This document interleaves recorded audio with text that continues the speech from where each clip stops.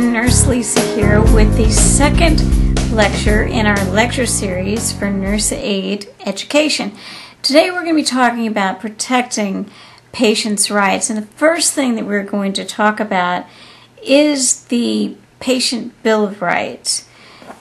When a patient gets admitted to a facility or a service, they should be informed of what rights that they can expect during their care.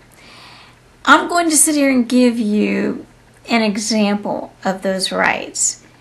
Then after that, we're going to talk about the issue of abuse, neglect, and exploitation of seniors and patients. First of all, a patient has a right to be informed of their rights, so that is why you need to give them a copy of such a document upon admission. They have a right to considerable and respectful care, treated like you would want to be treated. They should be informed of what services you're going to provide and how much those services are going to cost. They should get a complete update on their health status and what treatments are prescribed. They have the right to refuse medications. They have a right to adequate and appropriate health care.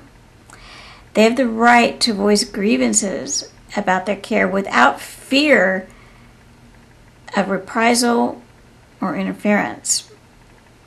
They have a right to see that those grievances are treated promptly. They have the right to know what are established visiting hours. They have the right to be able to choose and have a say in their care and planning. They have the right to the private access of a telephone and equal access to care regardless of their ability to pay.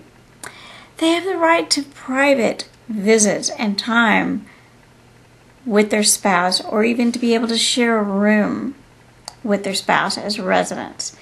They have a right to interact with other residents and people in the community. They have the right to keep their own personal belongings. They have the right to participate in social and recreational and religious community activities. They have the right to receive and send mail and have it not be opened. They have the right to not have to perform services for the facility or the people providing care unless they have made a conscious choice to participate in that particular way. They have the right to the freedom from personal or physical restraints unless agreed to and determined and ordered by their doctor as necessary to protect the resident. So that's very, very specific. You have to have proper documentation and proper doctor's orders for any kind of restraint on a patient. The patient has a right to the management and security of their personal funds. They have the right to their personal information being kept private and confidential. And they also have the right to freedom from abuse, neglect, and exploitation.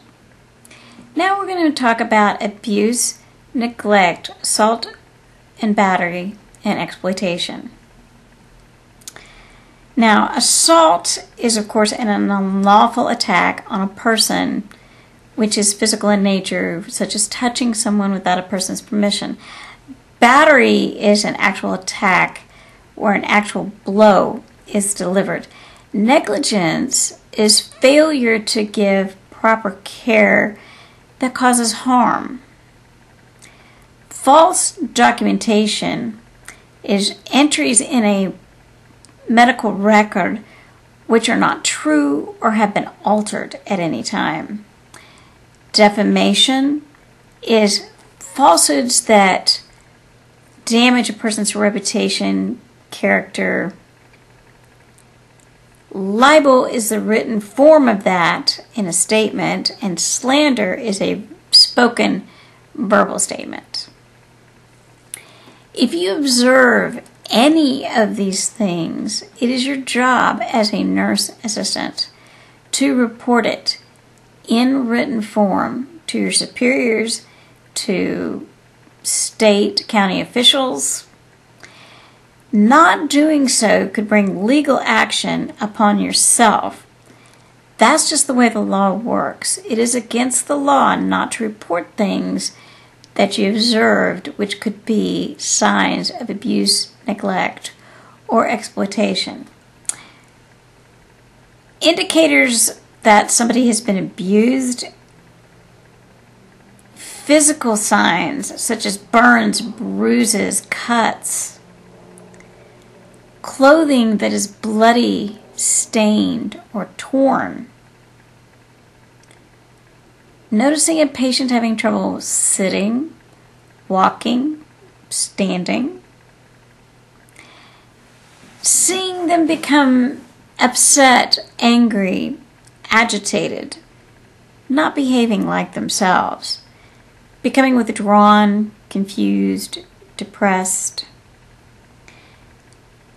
Neglect can also be shown in things like contractures, bed sores, dehydration, malnutrition, impactions, poor hygiene, strong body odors, changes in appetite, and huge changes in weight. The patient has lost a lot of weight. If a patient gives you a complaint, it is your job to document it and report it in written fashion. Okay? Some following examples of things that people have done to people, which are actual examples of abuse and neglect, are forcing a patient to do something, threatening a patient, calling them names, making fun of them, belittling them, and of course restraining a patient without the proper doctor's orders and documentation. Inappropriate touching in a sexual manner, pushing, pinching, being unnecessarily rough. When you're feeding a patient, forcing utensils in a patient's mouth. Failing to provide accurate care according to the patient's care plan. And failing to feed or provide fluids. Not raising bed rails, allowing a patient to become injured. Serving the wrong meal or medications. Not responding to a call light when you're being called. Also, not repositioning a resident in their bed as often as the standard of care requires, leading to complications with the patient. In summary, nurse assistants are a vital part of the medical team, and they are the eyes and ears of the staff as well as advocates for the patient. It is your job as a nurse aide to be on the lookout for abuse, neglect, and exploitation, because unfortunately the numbers of these instances are high. This has been Nurse Lisa, and I appreciate you joining us here for this lecture, and we will see you for lecture number 3. If you have any questions, leave your questions or comments below, and I will get back to you.